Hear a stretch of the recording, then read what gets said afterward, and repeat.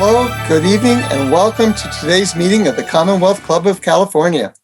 I am Frank Price, board member of the Northern California Peace Corps Association and a Shriver Circle member of the National Peace Corps Association. I served in Cote d'Ivoire. I have a couple of housekeeping announcements before I introduce our guests. Our programs are free. However, we would be delighted if you would go to the commonwealthclub.org website to donate. Special thanks to those of you who have already donated. We are the nation's oldest and largest public affairs forum. As a nonprofit that generates revenue through events, you can imagine how we appreciate your donations.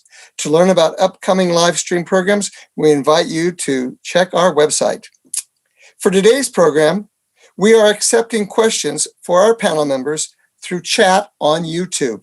There is a chat window on the right side of the video window. To access the chat window feature on YouTube, the viewer must log into YouTube. Simply enter your email address and the screen name when prompted. It is my pleasure to introduce the distinguished members of our panel and experts on the Peace Corps. First, we have Peace Corps Director Jody K. Olson. Director Olson was sworn into the office as the 20th Director of the Peace Corps on March 2018.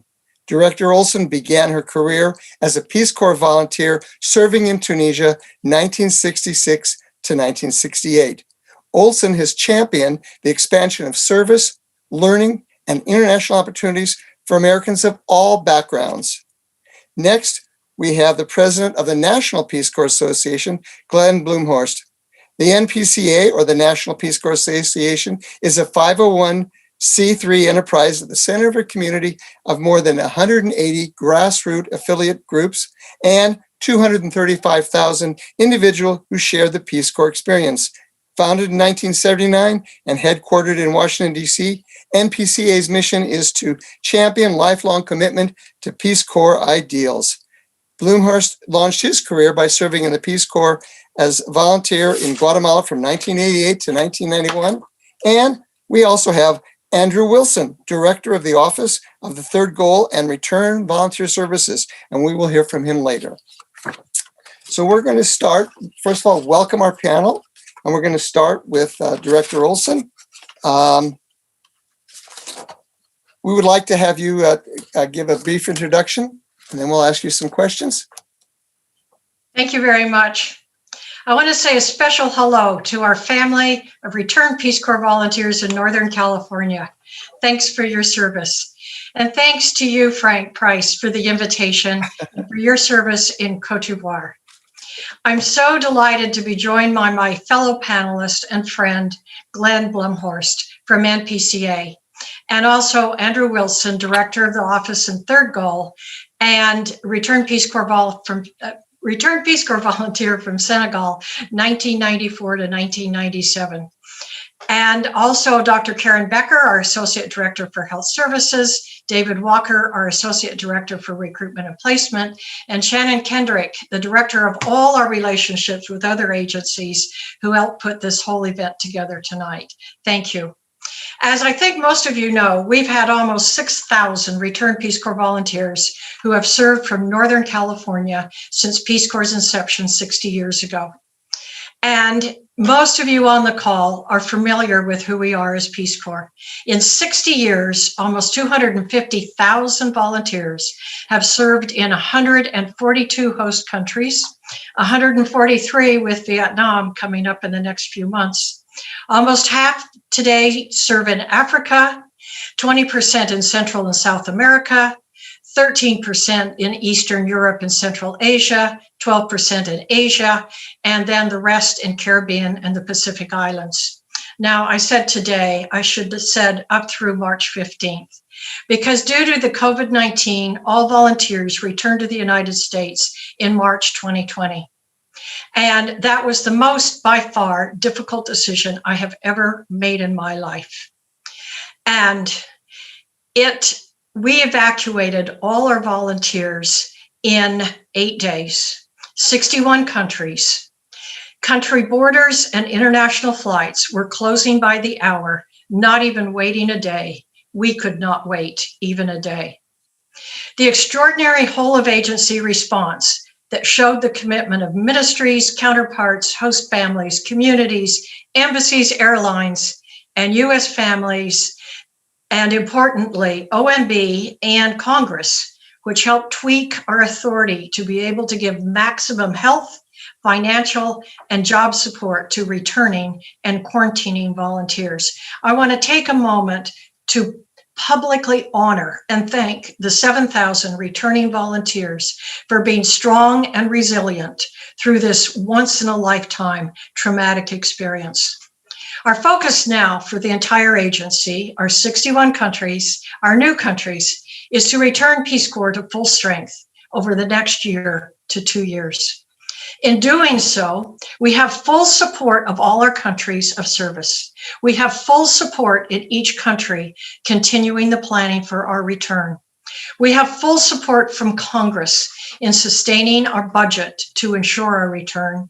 And we have almost 2,400 evacuated return volunteers who have indicated an interest in returning, and a very rich pool of applicants ready and eager to serve when we return. We are returning humbly and in partnership with ministries from each country of service. We are being invited and showing that our health protocols ensure safety for everyone.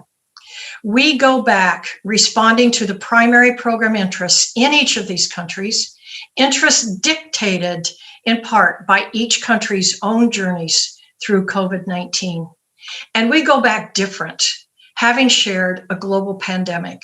We will share and learn from that impact together, side by side, country by country. Our first volunteers begin returning in January to at least St. Lucia, one of the first 5 countries of Peace Corps in 1961, and Cambodia, and maybe another coming right up. The COVID-19 pandemic has not only highlighted racial and social economic inequities in our country, but countries abroad as well.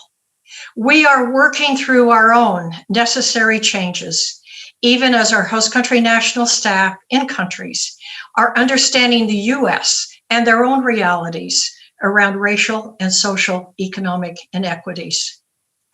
This pandemic has highlighted global interconnectedness, and with it, an increased need for people who can effectively and sensitively navigate cross-cultural differences for the purpose of building just and equitable systems and building sustainable peace. This need speaks directly to our continued relevance, humility, partnership, a global conversation based on a global experience. We are now beginning the celebration of our 60th year. One new pilot program that represents how we look forward to this next decade was launched 6 weeks ago, a virtual service program. 47 evacuated return volunteers are virtually donating 5 to 15 hours a week of time to ministry and host country national staff designed and supported community projects in 9 countries for 10 weeks. The success so far opens additional opportunities for return volunteers to virtually serve in Peace Corps supported projects in the future. My service in Peace Corps in each of these past 6 decades, and particularly now as Peace Corps Director, strengthens my strong belief that Peace Corps' mission of world peace and friendship is as relevant today as it was in 1961, and even more so in these next decades. We must work together to ensure that that mission continues into the future. At this point, I would love to turn it to Andrew Wilson to talk about the domestic dividend as part of the third goal of Peace Corps. Thank you, Director Olson, for giving me a few minutes to speak tonight. And obviously, thanks to the Commonwealth Club for hosting this event. And also thanks to all the RPCVs joining today for your service and for many of your support for the evacuated volunteers that Director Olson spoke of. I know that many individuals and many groups have gone to great lengths to support these evacuated RPCVs. And I know the support has been incredibly meaningful to so many people's lives. So I just want to take a few minutes today for remarks on one of the initiatives that we are helping to lead out of the office that I manage, that Director Olson mentioned, the domestic dividend. And the office, again, that I manage is the Office of the Third Goal and Return Volunteer Services. So Peace Corps has a wonderful history and legacy of sharing stories of volunteers and their impact in the communities and countries where they serve. However, collectively, we need to do a better job of telling the stories of RPCVs here at home. It is not a secret to return volunteers about the impact that the services had on our lives and how it has helped each of us have a positive impact in our communities and in our careers here in the United States. We all know that RPCVs have a unique global perspective and skills that U.S. communities, governments, and private sector industry need so desperately. We know RPCVs are committed to civic engagement, service, diversity, and inclusion. And we know RPCVs are educating and inspiring a new generation of global citizens.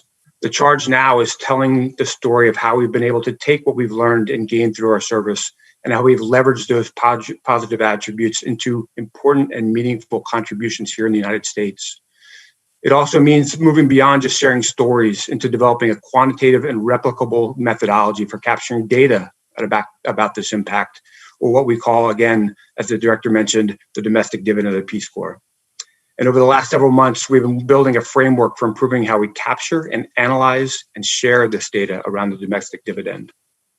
It's also important to realize that as we capture and analyze the value of this work, it extends beyond just our ability to articulate the contributions of the agency of the United States. It helps Peace Corps be more persuasive to recruits that are assessing the value of joining the agency, and it helps set expectations for volunteers and during their service of what it means to continue to serve after they return home. So at the same time as we are working on developing a larger framework around the domestic dividend, that is not stopping us from moving forward now and celebrating the amazing work of the RPCV community, which is particularly important, as the director mentioned, in this year of the 60th anniversary. One of the efforts underway that I want to highlight is the resumption of the agency-level Peace Corps awards, including the Franklin H. Williams Award, which recognizes ethnically diverse returned Peace Corps volunteers who develop or demonstrate a lifelong commitment to civic engagement, service, diversity, inclusion, world peace, and the Peace Corps' third goal.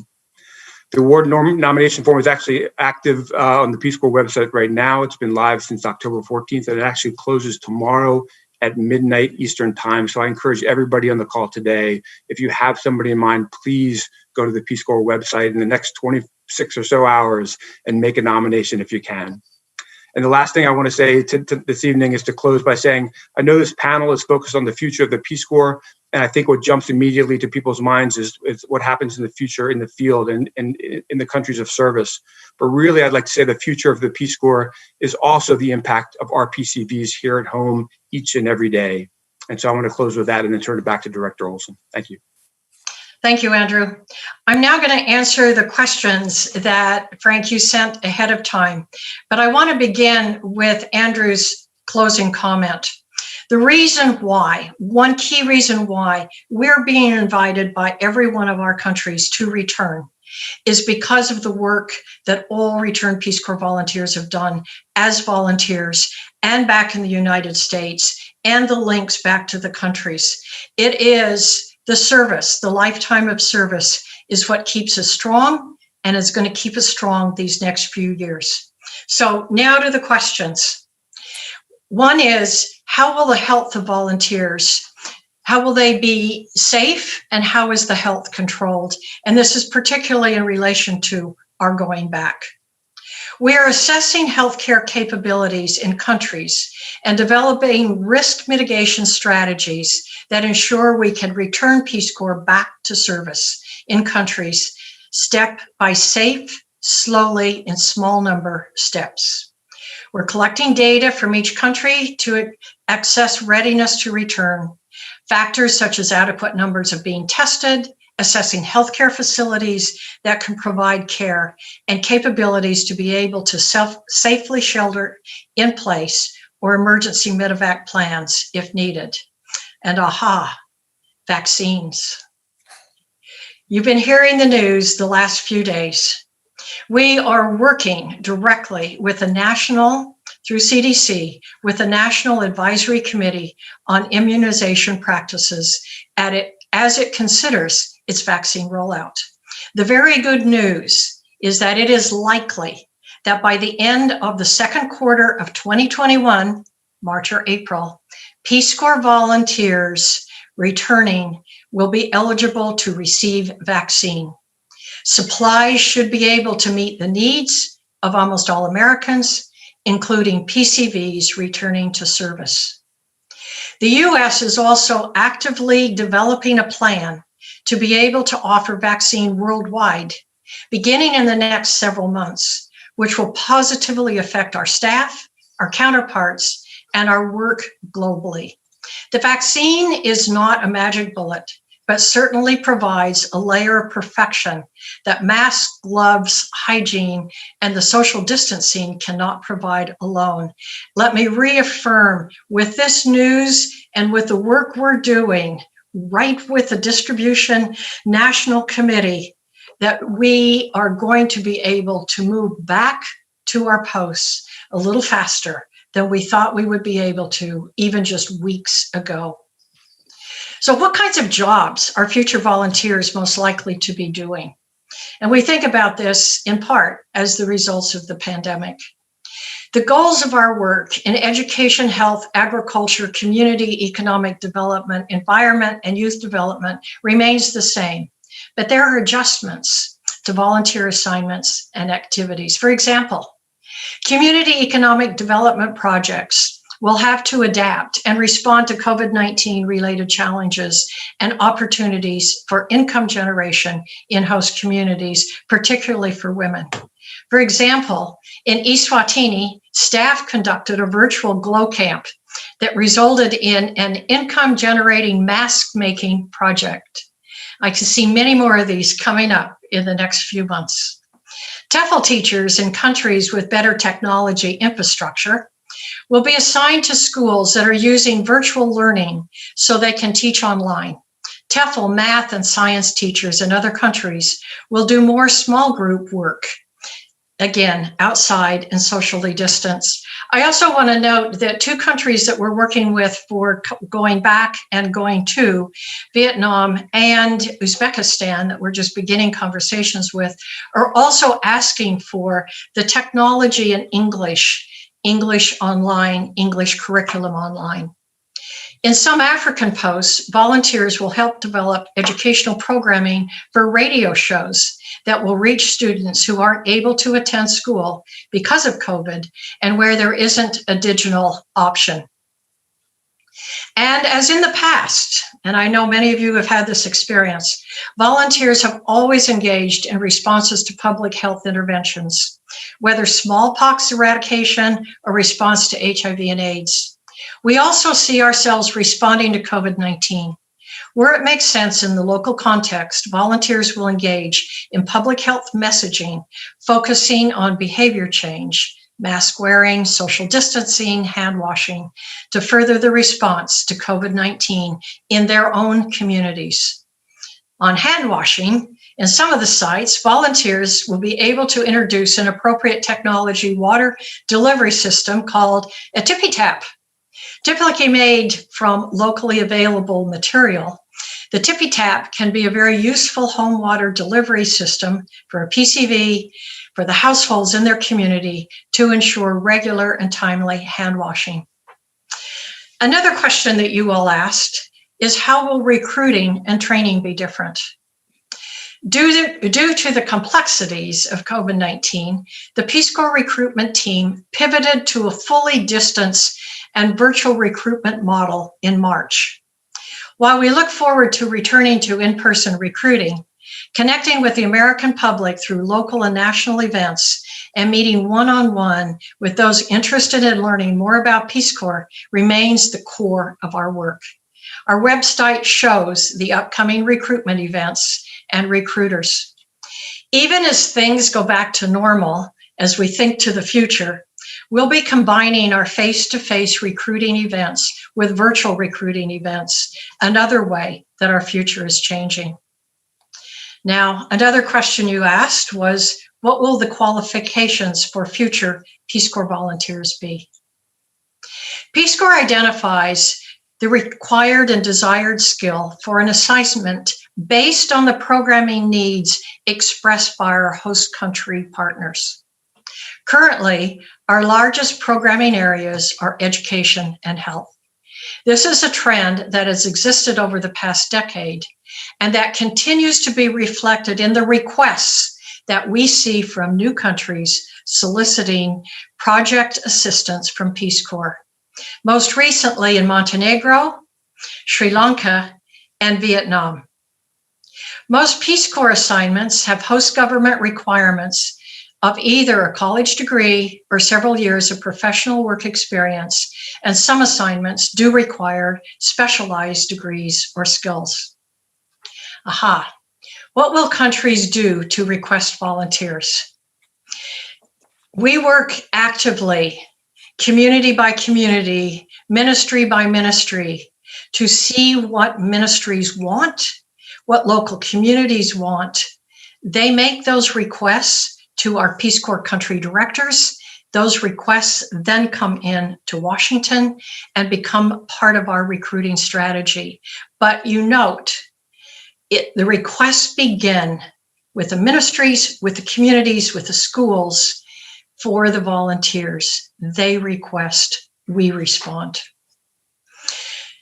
Another question.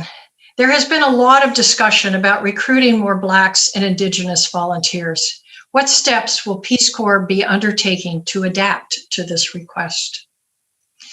Peace Corps currently has close relationships with universities and minority serving institutions that offer Peace Corps prep partnerships that support the recruitment of Black and Indigenous volunteers, including Asian American and Native American Pacific Island serving institutions, Alaska Native, Native Hawaiian serving institutions, historically Black colleges and universities, and Native American non-tribal institutions. I want to note that what the Peace Corps Prep program is, because it's important as we expand the diversity of our volunteers. Peace Corps Prep begins when a student is a freshman and takes a certain number of courses in his or her subject area, as well as in languages and culture, and then gives certain number of hours of service during those 4 years. This enables people who are thinking about Peace Corps or have not even heard of Peace Corps yet, as freshmen, they can begin thinking about Peace Corps and its preparation, opening avenues of preparation and interest years, at least 4 years, before they actually serve. In its entirety, we have about 120 Peace Corps prep programs at colleges and universities, and we try to put a key focus on groups that we want to reach to that have not had an adequate chance to serve. I might note that a year ago, we had 7,300 Peace Corps volunteers in the field, of which 34% were defined as minority, which closely matches the United States, 34%. But we can do better, and we are going to do better. Another question you asked is, what will the training program be for future Peace Corps volunteers? During the quarantine period, when volunteers re-enter countries, or when new trainees arrive, they'll have varying degrees of country-mandated restrictions. Peace Corps is prepared to provide tablets to volunteers and conduct reorientation and training virtually during those first 2 weeks, again in quarantine, and given when in-person training is not feasible. And again, this is a tool we're testing, we're working with, that can be expanded much further as we assess its functional value as volunteers go into communities of service. Peace Corps volunteers are going to augment its training on country-specific cultural norms with how to stay healthy in a culturally respectful way. Some posts will use PACA approach, which is the community engagement approach, to identify myths and assumptions about COVID-19 that volunteers need to be aware of, and really to help facilitate their interaction and their integration into communities. I appreciate the questions. Hopefully they give a fair amount of specificity of how we're going back. But I want to come back to those words I used earlier. We are about the future. We are about who we can be for countries around the world, and then what we can bring back for the United States. We live with the change. We're part of the change. And yet we know that our mission and our goals are as important now and going forward as they were 60 years ago. With that, let me turn it to you, Frank, and then to Glenn to continue. Thank you very much, Director Olson. Glenn, can you please tell us about MPCA? Oh, just a second. No, I'm okay. You're muted. There you go. Thank you very much, Frank. But first and foremost, just a big thank you to you. It's a pleasure to be here. Thank you to all the attendees that have joined us. Special thanks to the Commonwealth Club for hosting this event tonight, and to Northern California to working to put it on. I'm just simply delighted to be here at the Commonwealth Club, which has played such a pivotal role in the national conversation for more than a century. As many of you know, Sergeant Shriver spoke here in 1963 as his whole audacious Peace Corps project had just gotten started. And of course, FDR rolled out the idea of a New Deal here, and Martin Luther King spoke here. And then in 1968, Robert F. Kennedy gave a very stirring speech here in which he asked, "What do we stand for?" And the liberation of the human spirit was the response. So that, I think, in many ways makes for a great touchstone for our conversation tonight and the direction in which the Peace Corps community is going. I also, first, and before we get started on these questions, Frank, I want to just give a big shout out, a moment of gratitude for Director Jody Olson and her leadership in what I think we can consider turbulent times. I think there's no better person to have been at the helm of the Peace Corps during these moments that we've shared over the last several months, and even before that, the year, 3 years almost that she's been at the helm. It's sad to think that her tenure could be possibly coming to an end. I've been just so privileged and honored to share the stage with her so many times, and I'm very grateful for the opportunity to share the stage with her again tonight virtually. Glenn, thank you. And I feel equally honored to share the stage with you. We make a good team. We do, Jody. Thank you so much. And I just want to applaud you. You have really highlighted there how well the Peace Corps has done to focus on getting volunteers back out to the field. And I think on behalf of the entire Peace Corps community, I would just really like to thank you for your dedicated leadership and all that you've done to work hard and under all these conditions to make sure that Peace Corps is going back into the field as soon as it can, and that the volunteers were evacuated safe and sound from their countries of service. And your foremost priority, as it was demonstrated in that, was the safety and security of the volunteers. So we're very grateful for you as a community. So thank you very much. Frank, would you mind asking me the question again? I'm sorry. Sure. Tell us about the MPCA. I know about it, but tell the rest. Thanks, Frank. Well, you did introduce it a little bit there with your opening comments. Again, I'll repeat that we are a private organization. We're a 501c3 organization. And to clarify, we are separate from the Peace Corps agency. But we do have a very close and collaborative and cordial relationship with the Peace Corps. That is due in large part to the leadership of the Peace Corps, Jody at this time, and prior to that, Carrie Hessler-Radelet, and the Peace Corps directors who've served before them. We've forged an MOU, a memorandum of understanding that embraces that relationship that we have. From time to time, we may not necessarily agree on things, or we may advocate separately or distinctly for issues, but nonetheless, we have a friendly relationship and a collaborative relationship, and we're going to keep it that way for the future as well. We also were established ourselves as you mentioned, 40 years ago by returned Peace Corps volunteers, and we were started as a membership organization, a dues collecting membership organization. But we've really evolved over the years, in particular more recently, as a community-driven social impact organization. And essentially, I like to say we're the Peace Corps' NGO. So we're your NGO. We're your social impact organization. We drop dues. It's become free and open to anyone who wants to join and be a part of it. And we just simply encourage engagement from anyone and everyone who wants to be a part of our 180 affiliate groups around the country and around the world, quite frankly, in any efforts that we undertake, whether it be mobilizing for advocacy for the Peace Corps and Peace Corps related issues, leadership of those grassroots organizations, the affiliate groups around the country, or getting involved on our board of directors, any way that you want to get involved, we welcome you to be a part of the NPCA. So, can you explain to us what the vision, the mission, and the goals of the NPCA are? yes, Frank, these vision, mission, and goals of the NPCA, I should stress, were set by the community itself. We undertook a listening tour and then a strategic planning process. The vision that the NPCA holds is to see a united and vibrant Peace Corps community. That is ultimately the vision of success for our organization. And we do so by championing lifelong commitment to Peace Corps ideals. We see Peace Corps service starting even before your Peace Corps service, during it certainly, and then afterwards for a lifetime. So we want to champion those values of the Peace Corps forever in our lives. We have kind of three practice areas we call our pillars. These align with our strategic goals.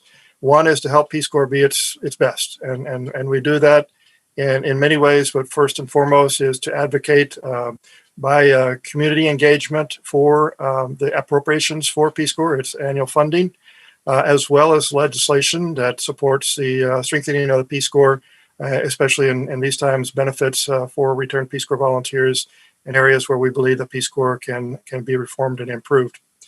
We also have a second pillar, which is all about our community and strengthening the capacity of our community. We do that by working through our affiliate groups. As I mentioned, we have 150 of them, including Northern California PCA, around the country. And our support is to provide services to them and promote their activities and provide sometimes, in many cases, technical support, such as membership platforms and web services. But we also support the members of our community individually through our support for jobs, academics, getting them involved in volunteer opportunities, providing opportunities for continued impact around the world. And that's our third pillar, essentially, is just to amplifying the global social impact of our Returned Peace Corps volunteer community. So we provide support to Returned Peace Corps volunteers, technical, and as well, in many cases, through our community fund, support, financial support to the projects of Returned Peace Corps volunteers as they launch and scale up. How do RPCVs, Returned Peace Corps volunteers, hear about the NPCA? Great question, Frank. Regrettably, sometimes it's by word of mouth or the grapevine. We are working with the Peace Corps leadership, and Andrew and Jody in particular have identified with us ways that we can help RPCVs find out about NPCA, because there is essentially a legal firewall between the two of us, in which does not allow Peace Corps to share the contact information of the Returned Peace Corps volunteers. But we want to build a strong continuum of service from pre-service, during service, and post-service. So we're working to establish ways that Peace Corps can help create that pipeline so that RPCVs can find their way to NPCA, get the support and services that they need for transition back to their homes here in the U.S. and to their careers and academics beyond that. So we certainly promote our activities on the internet and in particular through our website. I'll just mention you can find us at rpcv.org. Pretty easy to remember. And sign up for our e-newsletter so that you can be informed and engaged and connected on all Peace Corps issues related to NPCA. Where do you get your funding? So many people think that we receive federal funding or we fund it by dues. As I mentioned, we dropped our dues several years ago. We wanted it to be free and open and inclusive to anyone and everyone who wants to join. That includes family and friends and host country nationals and former staff, not just RPCVs themselves. So it is a community that is open and inclusive. We don't collect dues anymore, so we don't have any dues revenue, and we don't receive federal funding. But we rely on the generous contributions of our community, who individually and collectively support our organization with their very generous gifts, from $1 to $1 million. So we have a range of donors that support our mission, and I'm very grateful for those of you out there who have been financially supportive of our mission. It really is important, and we thank you for supporting this great mission that we have. Well, the big defining moment for me in this year was the evacuation of volunteers. How did NPCA respond to that evacuation? Well, first and foremost, let me just stress again that hats off to Jody Olson there at the Peace Corps. I think I was probably one of the first people she called and shared this news with, and I hope so anyway. It felt like it anyway. And, from that day forward, Jody and I think were on the phone at least once a week, if not more often, and she was sharing with us real-time updates on the evacuation. She was also allowing me to share with her the concerns that we were picking up in the chatter around the community, and helping improve the process, the communications. Certainly something like this is a tremendous feat, and there's going to be maybe a few snafus, but as I said again earlier, the evacuation was, I think, very effectively and efficiently completed. But we started that early coordination and communication on a regular basis, and then NPCA did advocate to the Peace Corps leadership for certain things that we heard returning Peace Corps volunteers asking for, and Jody was very responsive to that, and we saw that there were changes and adjustments made in the process, and very grateful for that, because that was very important in this traumatic situation for the returning Peace Corps volunteers to feel cared for and feel taken care of in their transition. We also launched a new program that we had been starting to set up. We call it Global Reentry. This is the way that we helped our returning Peace Corps volunteers, evacuated Peace Corps volunteers, connect with their community here at home. It's really important for them to find those affiliate groups around the country and that pertain to their country of service, so that they can feel that warm embrace, if you will, welcoming embrace from our community as they come back from their service, particularly in the conditions that they did. But we also launched amplified services for return Peace Corps volunteers focused on jobs and careers, resume reviews, helping open opportunities with academic institutions. We then also opened our community fund, which is a small grants fund to support the secondary projects of evacuated Peace Corps volunteers who had to end those projects and return their funds, but they wanted to continue them. And so we were able to fund about 15 projects of evacuated Peace Corps volunteers with small grants and enable them to do so in keeping the Peace Corps spirit alive in their villages around the world.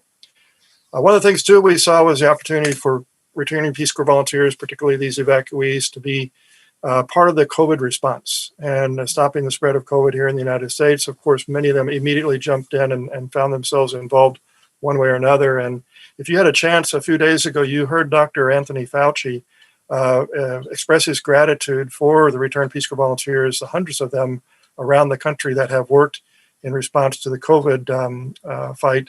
And in particular, he thanked NPCA and returned Peace Corps volunteers that were launching their effort in King County up in Seattle, Washington.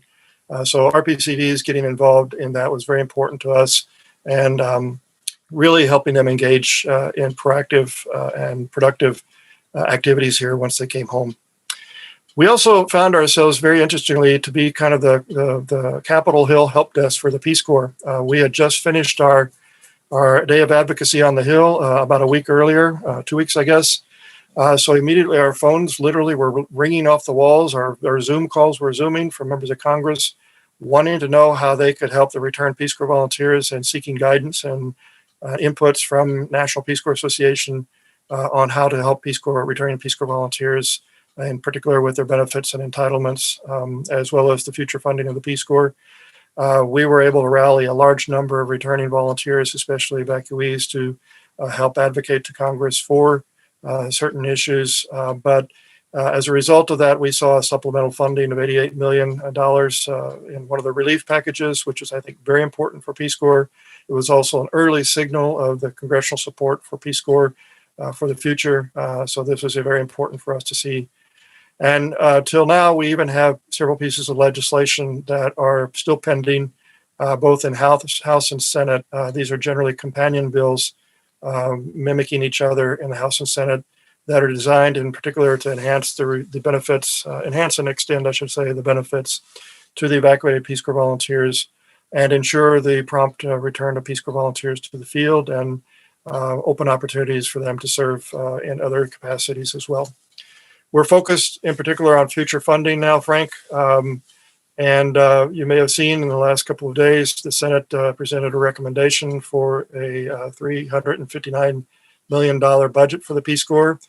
This represents a $51 million budget cut for FY21. And while the House proposed or recommended a level funding of $410 million for the Peace Corps, this tells us that we have some work to do in advocating for Peace Corps to maintain funding.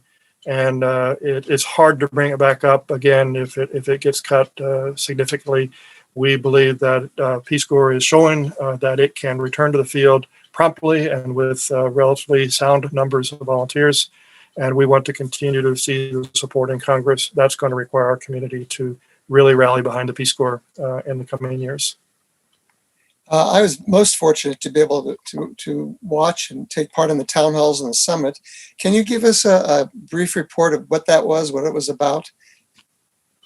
Yeah, thanks for participating. I know many people, thousands of individuals participated in those town halls and summit this summer. They were in July, a series of 8 town halls, and then an idea summit, as we called it. But let me just say, first and foremost, this was also driven by the Peace Corps community. Following the evacuations, our community, like it is, very mobilized and activated, started these conversations in our community about the return of the Peace Corps to the field, about the future of the Peace Corps.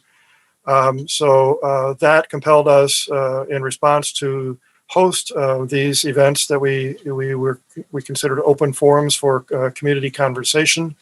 At the same time, we had seen the George Floyd killing result in a reckoning with racial injustice in our country, and the importance of taking a stand as a community, which NPCA did. We issued a statement in that regard and have demonstrated that we are committed to supporting work to strive for racial justice.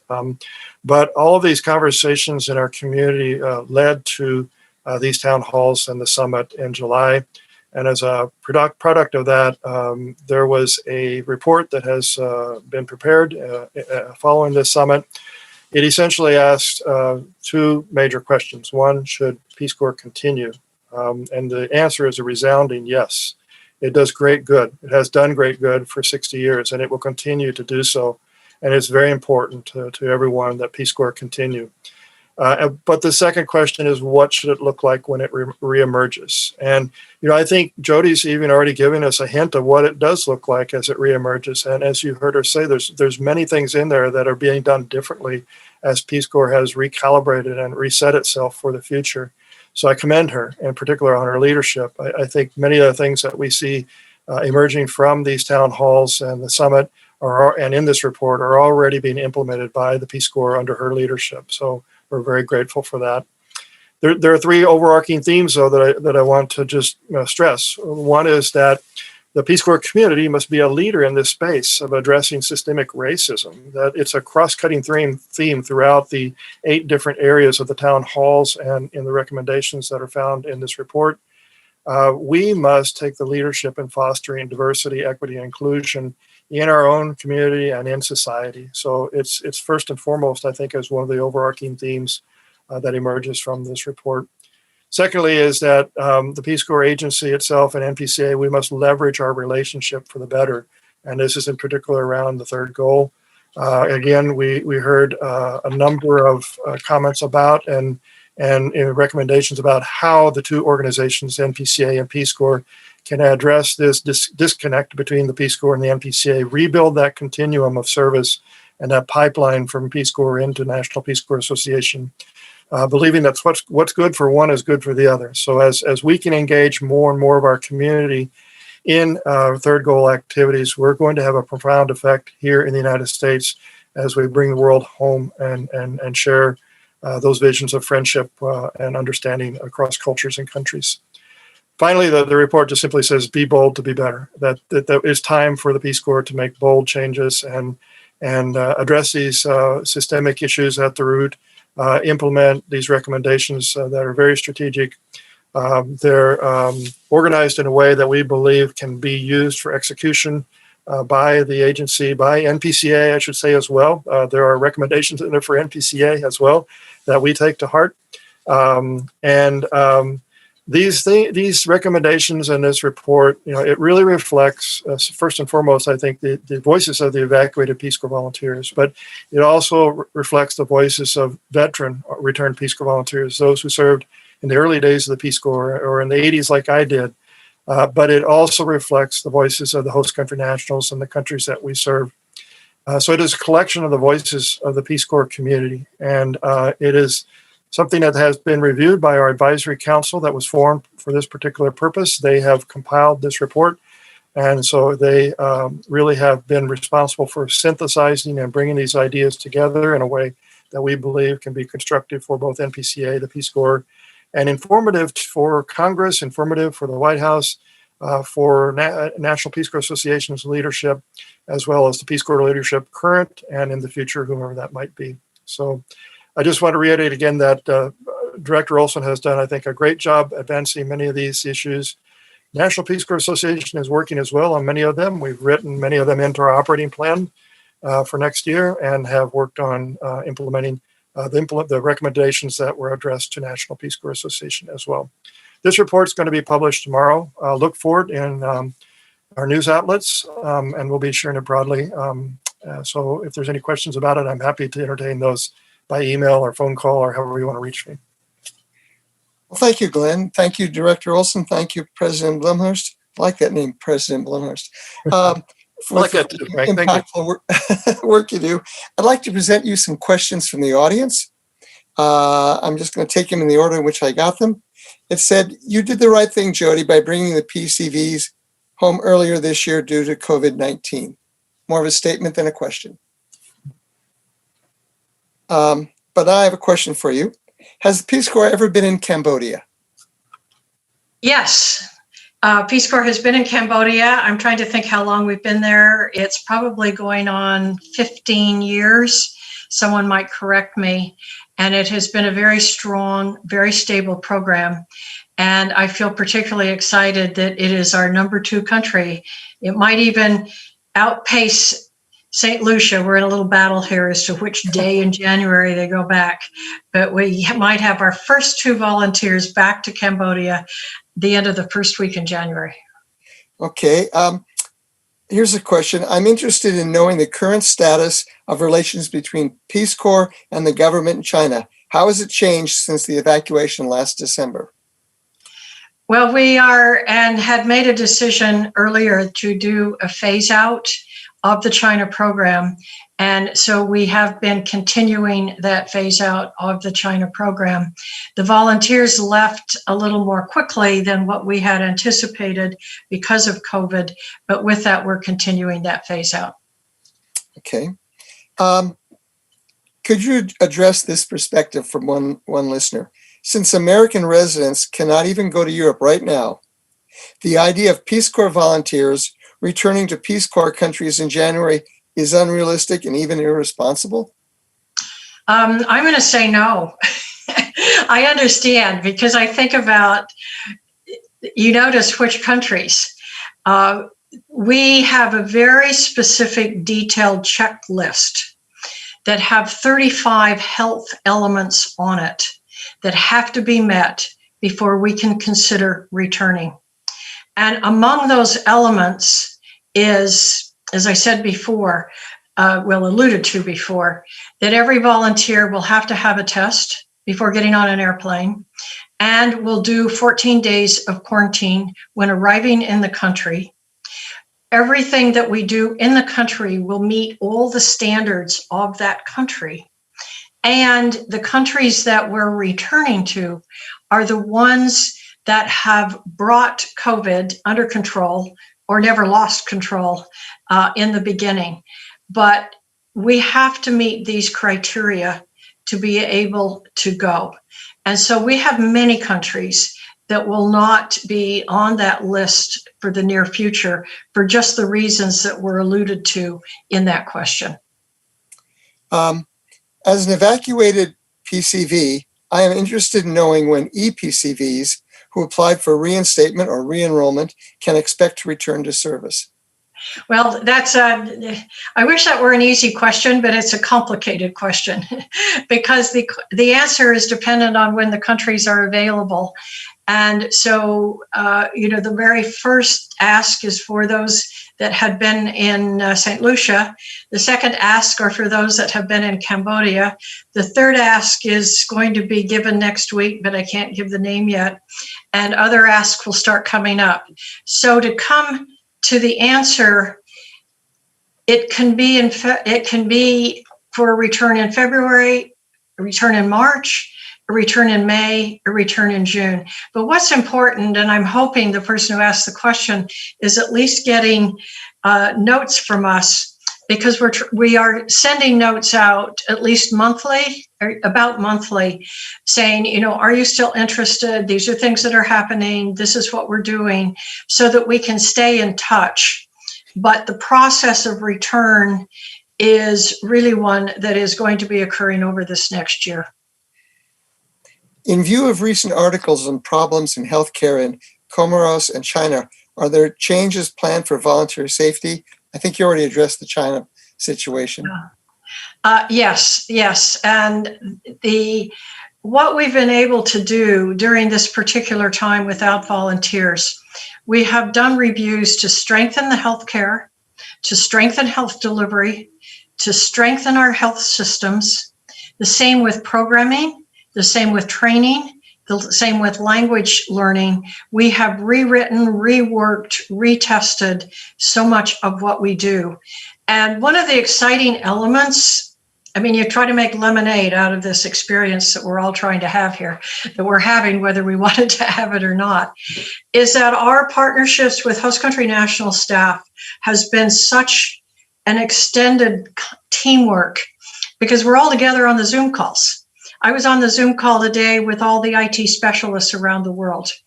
And we were talking, how are these tablets going to work as those first volunteers go back? But those are the same components for strengthening the healthcare and the training and the site development, working side by side, staff in country and us here. Okay, this is for both Andrew and Glenn, so each of you have a chance here. I've heard a couple of returned Peace Corps volunteers say they found readjustment difficult, huge contrast in standard of living, etc. Have you observed this? Would you care to comment? Glenn, you want to start? You'd like me to go? I'll go first, and since you offered, thanks, Andrew. Sure.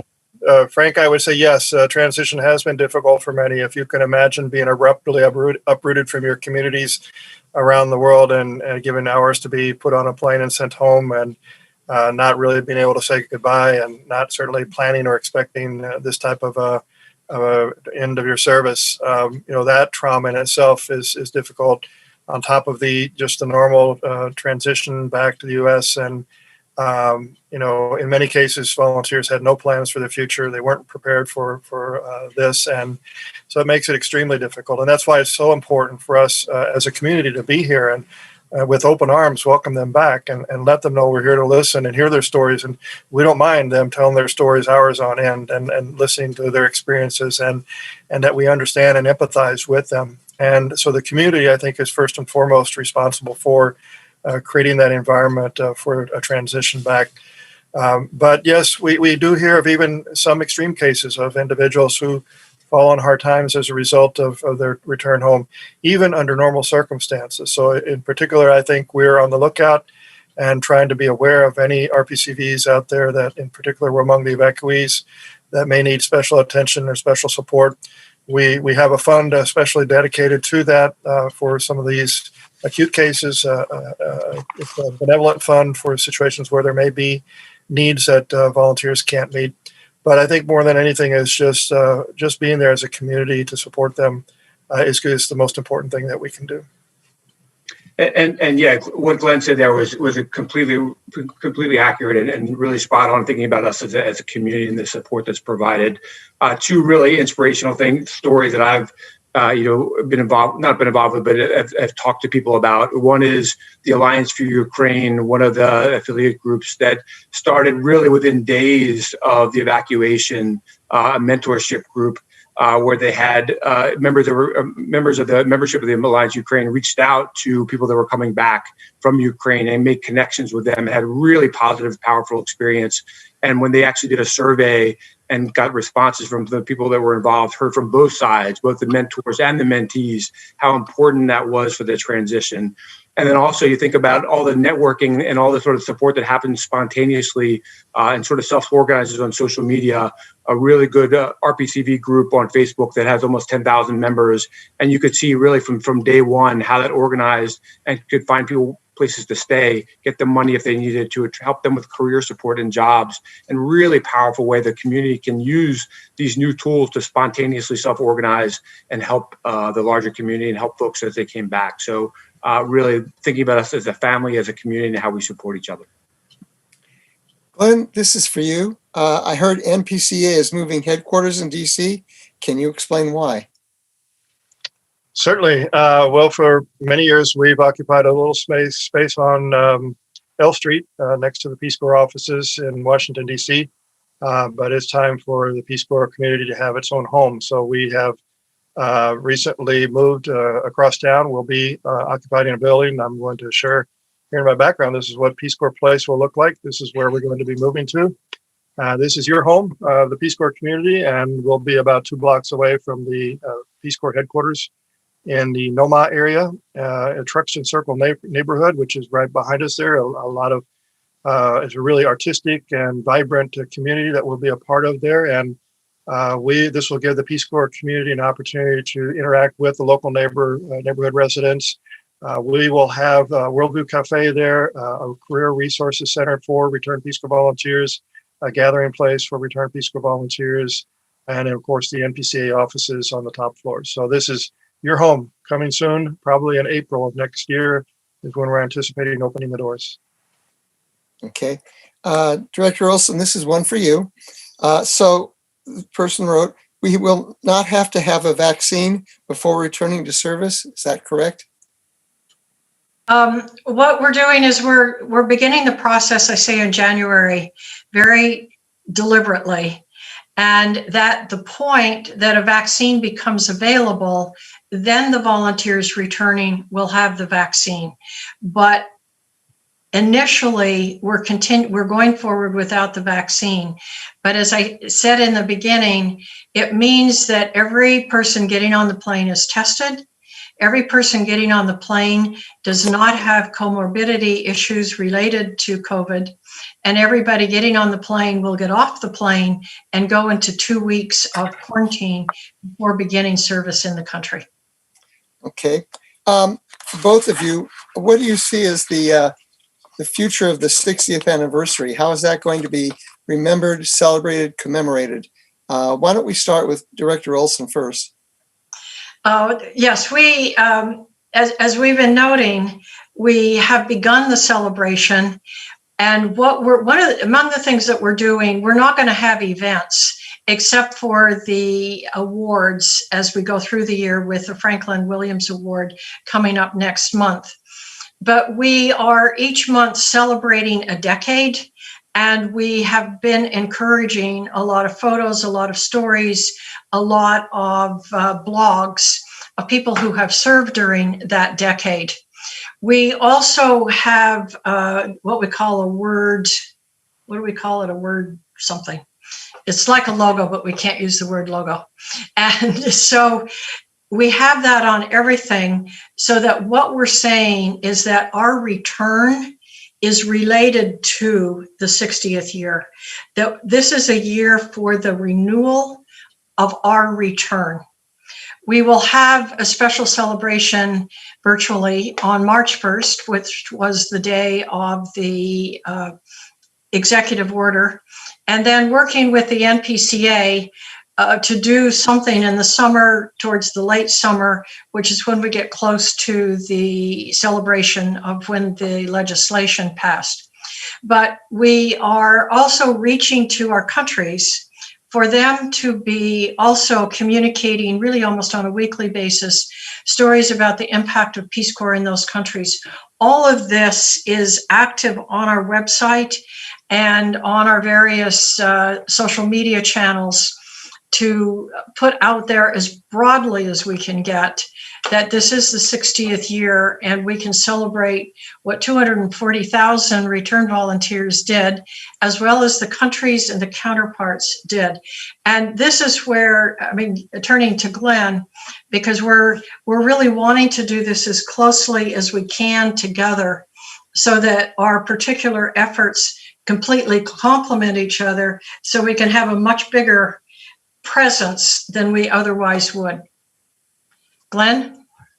Yeah, thanks, Jody. You're right. This is one of those areas where we have traditionally worked closely together on celebrating the anniversaries, and this is going to be, I think, a really special one. It's going to be a moment where hopefully the pandemic is behind us, and we've gone through this period of reckoning, and we really need to come together, I think, and unite as a community and show what we are as a community and the leadership that we have. And what Peace Corps values stand for publicly in a way that the whole world can see. So we design our activities and events so that we can promote Peace Corps and the Peace Corps ideals to the world, particularly here in Washington, D.C., where we have a special celebration that will be held July 29 through 31 here in Washington, D.C. on the campus of Howard University. And so it's, I think, very important that we start thinking about how we will join in that celebration. We're hoping that conditions will permit that activity to be fully in person.